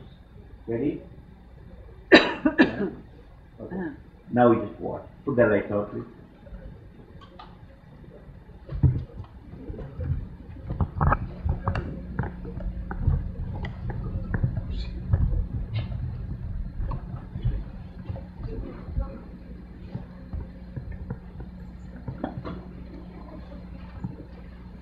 This I recorded from a satellite. I got antenna. One day I was watching, and immediately I recorded this particular thing.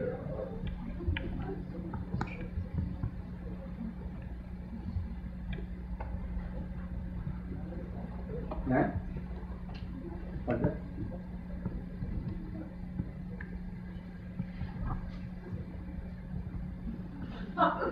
What is again? Why did you keep him? He doesn't know the machine. Why are you keeping him again?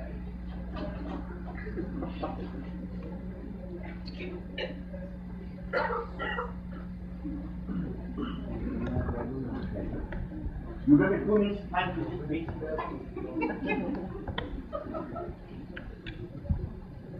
Where is he going?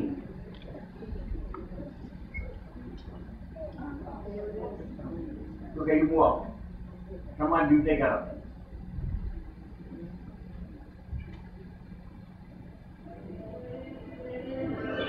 In the protection of a rocky grotto, she lays her egg. Now then, back, please go back. To guard them from harmful fungus growth, she must pump a constant jet of water over them. This duty keeps...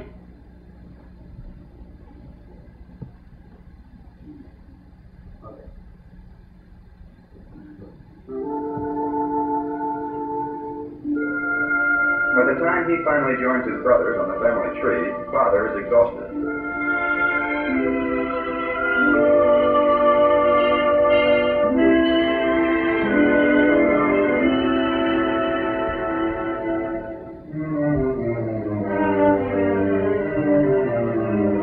When it comes to raising young, the octopus is more conventional, as all the chores are left up to the female.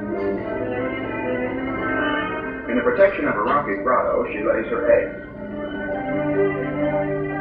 To guard them from harmful fungus growth, she must pump a constant jet of water over them. This duty keeps her completely occupied until they hatch. For a baby octopus, nothing is assured but the first meal, its own egg sac. After that, they must look out for themselves, for Mother must return to her own problems of food and shelter.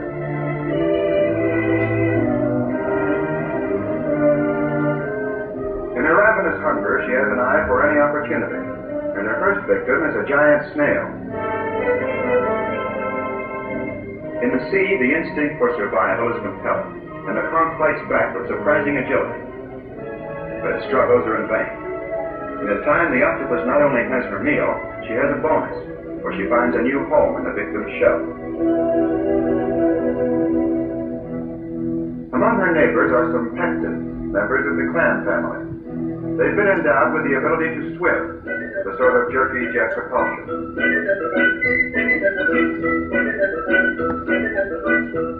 Their most persistent enemy is the starfish. Its relentless strength can mean certain death, but its attack is so sluggish they have a chance to scatter.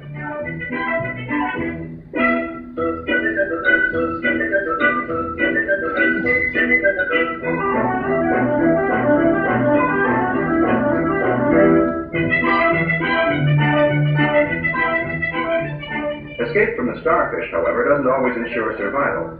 And now this pecten is picked on by a puffer. The puffer's bony jaw in time can crush the pecten's shell, but it never gets to time. Not with a watchful octopus nearby.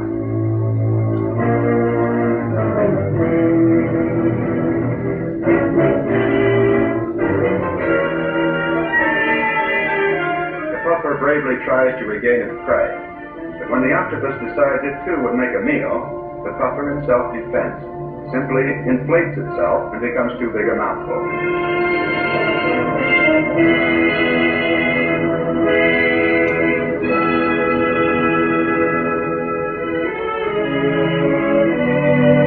A close cousin to the manta is the stingray.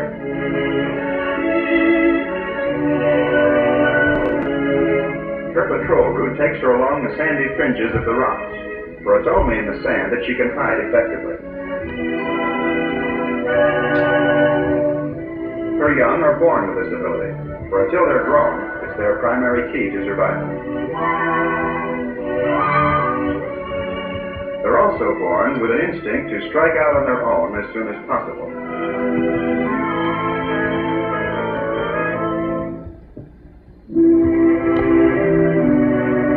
Quite by accident, this one lands between a pair of jawfish, and for the moment at least, that's the end of his explorations.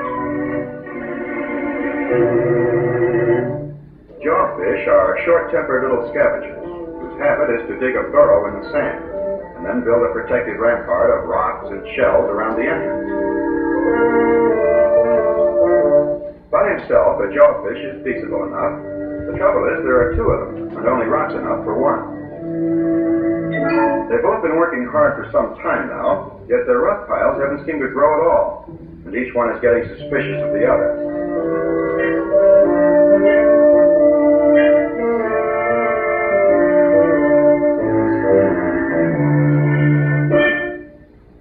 So far, their timing has been perfect. And although the threats and accusations have been flying, neither one can prove a thing.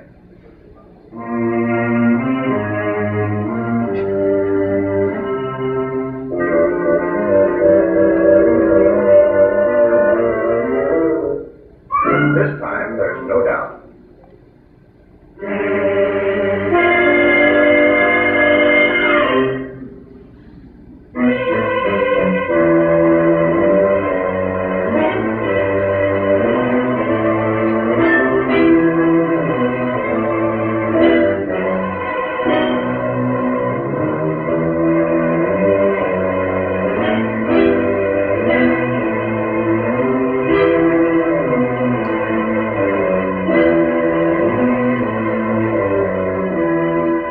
Jawfish like their privacy, and so no matter who happens along, the intruder is quickly ordered off the premises.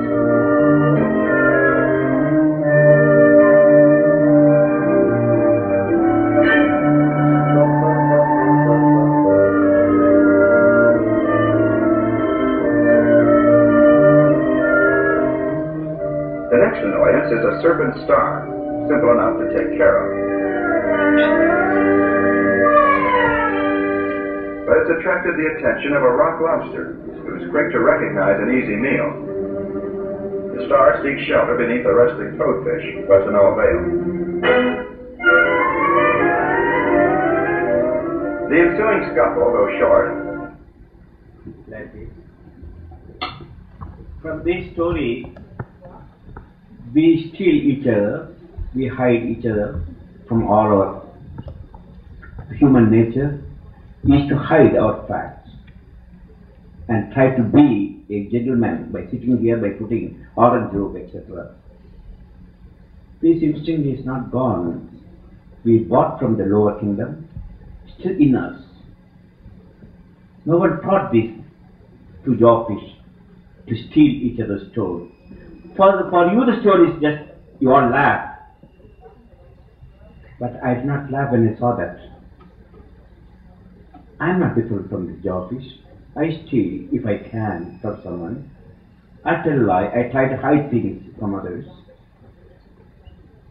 As the story of High Commissioner says, we heard. The man tried to hide things, and always somebody is dying, or somebody is dead, someone is sick. And even though his mother passed away. And then he was caught, just like that, both the fish they caught at the end. So karma will work. You cannot escape your action. Temporarily you can, even the fish cannot escape from their action. They saw each other and they found out what they were doing. And they fought. Any intruders come, they immediately remove them. Are we not doing this in our borders? If anyone tried to cross to my house, I put fence and I throw them out. What's the difference between a fish or animals and ours? The karma then is not just started only in this life. We started from the lower state, even lower state as fish, animals, birds. Our karma start developing, is growing. How many millions and millions of lives we have done like this? You are animals, you are fish, you are crabs, you are octopus. And then you become tiger, cobra, etc. So life incarnation is not just going to end because you are dying, nor is going to stop in the future, because future will continue. What you are doing now is the effect of in the future. The purpose of the karma and disease is to show many of the present disease and mental and physical sickness is not caused because of your action in this life, in the past lives. The action I did not want, but it came to me, against all my wish. I came for meditation in the cave, but I got frostbite. I was repeating Om Namo Narayanaya, and yet I had gangrene. So how can you say this is just an accident? You can take every precaution, but still you will suffer. So that's the purpose of this symposium. You can see our actions are not normal. Even in the advanced stage as Swamis and Yogis, we also still have the same instinct. If I can hide things, I will do. I will never reveal that. As many Yogis and Swamis are falling into the prey. So this will just give a glimpse that what you are doing in your present, like asana, pranayama, your good life, will bring a future. You will climb up to a higher state. You don't have to be born as human beings, born as angels. You call devas. Those devas or angels in the heaven are not just born there. They did good action and they are transferred to that particular height. And if you have done bad action, you will go back in lower regions as your plants and rocks for the years or centuries. And the middle action, good and bad, the mixture, then you will be born as human beings. So your birth is not sure that next life will be an angelic body, or a demonical body, or an animal body, or a body of a tree and rocks. You cannot tell. So in this mixed life body, prarabdha, which is shocked by you, that's called disease. The very body is called disease. Otherwise you would not be born. The purpose of the body is to work out your karma, to suffer or to enjoy. That's a disease. So many of you think that disease is caused by worms and germs. Yes, there is just an external cause. We find there's a cause of your action. If you don't believe that, one day you will see yourself. And we'll show you many slides and many other things, including I have written a book. The book was again held at the customs. Karma and Disease, a book actually compiled, printed as Swami Changrani driving all the way at the border. They said he had to pay duty because books doesn't have, but anyhow, that's too much because we cannot argue with them because their bosses are not there until tomorrow. You come up maybe Monday. So he left the book there and asked him, you take your driver and come here, we get trial ordering. Even that's a karma. Even I can't show that book to you. We want to print so fast and bring with me to a copy to all of you. And that's not possible until the right time comes. So with this I conclude. That is sufficient today for starting. We have many things, real investigations done on reincarnation and karmic diseases. I'll explain about Guru Shivananda's book Karma and Disease, which taken from ancient Hindu philosophy. A simple example is if you block a hole of a snake or a cobra or some animals, they can't get out. Next life, or even in this life, you have to pay for it. You suffocate with asthma and other things. You can't escape. This is the last thing I was telling about. I had an incident when the first time I came to India, to America, I was coming to Australia. And one story, a student said,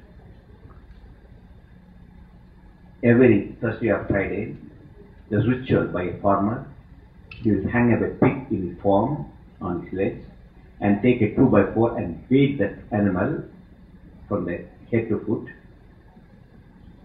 The purpose is, of course, eventually the pig is going to be killed. But why he to beat? Why he's beating is animal from the head to foot. The purpose is, of course, eventually the pig is going to be killed. But why he to beat? Why he's beating is because he wants the blood should not come out when it is slaughtered. All the blood capillaries will be broken by beating him with the 2x4 from the top to bottom several times, up and down and down and up. And all the capillaries will be broken and the blood will just join with the muscles. And now when you slaughter and take the flesh and eat, all the blood is there. That is theory. So he used to do this. And the pig used to cry hours and hours with this pain. And miles away the other farmers can hear the ritual. It's unbearable pain for even people to hear this. Finally, at the time of he himself felt sick and he had a pain in his throat, God knows what it is, no doctor could diagnose. And he cried, not just ordinary human cry, like the pig, squealed like a pig. Days and days and days he was squealing. Like the pig he created, killed in the barn to enjoy its flesh. No doctors, no medicine, nothing could help. He died by painful suffering of that animal's life, which he created for the animal. Came into his body is called karma and reaction, karmic diseases. No doctor, neither the Swami animal can help, nor any human being can help, because he created a karma. Many diseases we have, no doctors, no medicine can help. It's done by us. We have to suffer and pay for a price. But what you are doing now, you will reap in the future. If you are good, you will reap the good reward in the future. You get your nice body, free healthy body, or angelic body. These are the things, subject we are going to maybe not discuss. And the experts like Dr. Stevenson, they have done lots of research over 40 years they done. And so we bring all those doctors to give you the truth. So you will not go in the wrong direction. You think Hitler is dead? That's an illusion. He will come back again. His name may not be Hitler. Stalin will come. They may not be the same Stalin. Ravana will come back. He will not be Ravana. Kamsa will come back. He will not be Kamsa. Your pre-demonical figure, prehistoric demonical figure will come back.